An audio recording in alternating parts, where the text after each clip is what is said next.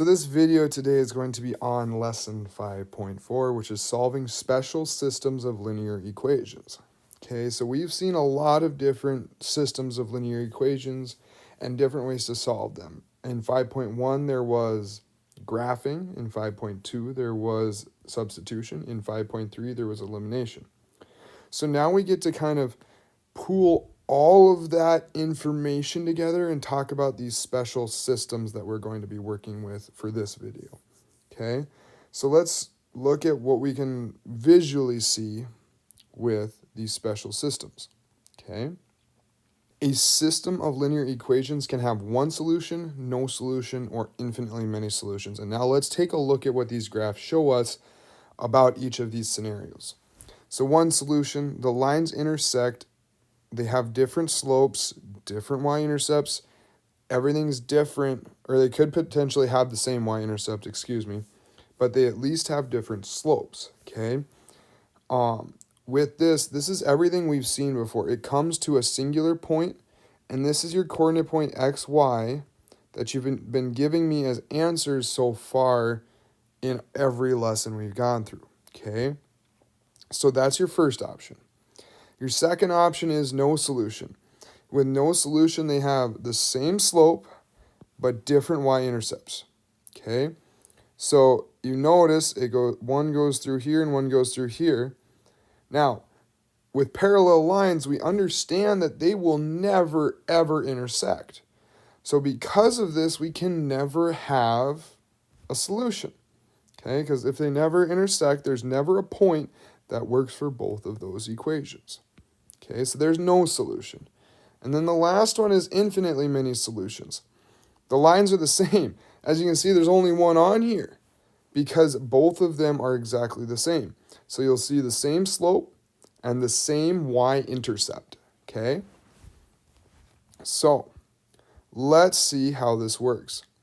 So example 1 here is going to be solving a system with no solution. Okay? Well, when we do this one is set up absolutely beautifully for substitution. So I'm going to take this 3x plus 1 and plug it in for y down here. So I'm going to end up with 3x plus 1 equals 3x minus 3. Now, I want to get my x's together, so I'm going to subtract 3x to both sides. And when I do that, this cancels, and this as well, and I have 1 equals negative 3. Now, does 1 equal negative 3? I mean, you're going to be nodding your head yes or no right now. 1 does not equal negative 3. Like, this is a false statement. So what this tells us is there are no solutions. So when you see a no solution problem, you should see something that doesn't make sense. 2 equals 5, negative 3 equals 4, 0 equals 1. Like, something is wrong with that statement. Okay? That is how you know that the solution the system has no solutions. All right?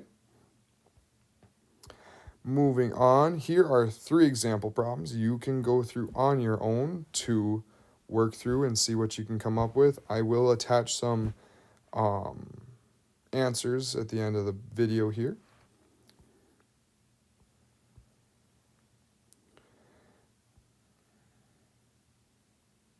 All right, so example 2 is solving a system with infinitely many solutions. Okay, now remember, if we were looking at that graph, these lines are exactly the same, okay?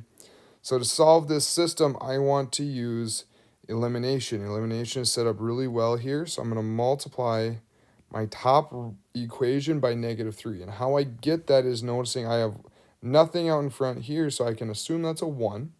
And I have a 3 out in front here. Well, 1 times negative 3 gets me to an opposite sign of what I have on the bottom and the same value. Okay, so now you can see I have multiplied that negative 3 all the way through. So I have negative 3x minus 6y equals negative 18. Then I'm just going to copy down my bottom. All right, and now I add these two functions together. Negative 3x plus 3x, 0, negative x, negative 6y plus 6y, 0. So I have 0 equals negative 18 plus 18 is 0. Now this is a true statement, okay? The difference between infinitely many solutions and no solutions is one is true, one is false. So I have 0 equals 0. I think you all can answer and tell me that 0 does equal 0. So this is true. So this would tell me infinitely many solutions. Okay? So what you're looking for, and with the substitution method, you're going to see different values there. Like with elimination, you're always going to see like a 0 equals 0. But with substitution, sometimes you'll see like 4 equals 4, 1 equals 1, 2 equals 2, 3 equals 3, stuff like that. Negative 3 equals negative 3. Anything that is a true statement is going to be infinitely many solutions. Okay? Now, I'm going to show you the other 3 problems that I have that you can work on. Once again, I'm going to attach the answers here in the minute, but you should be able to get through those. Okay? And that's the end here. So remember, when you are looking at something that has no solution, you should have a false statement. 1 equals negative 3. 2 equals 4. Negative 5 equals 10. Stuff like that, okay?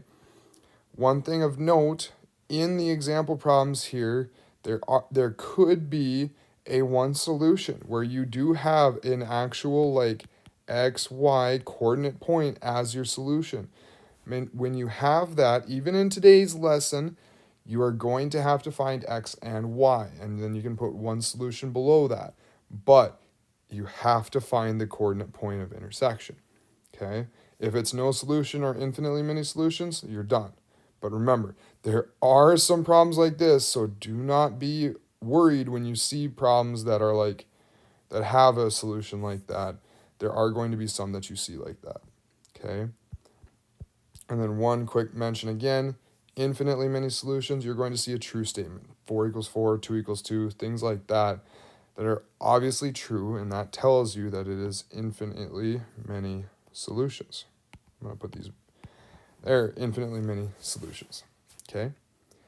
Once again, I'll put the picture up here with your answers. Please do let me know if you have any questions. I'm always here for help.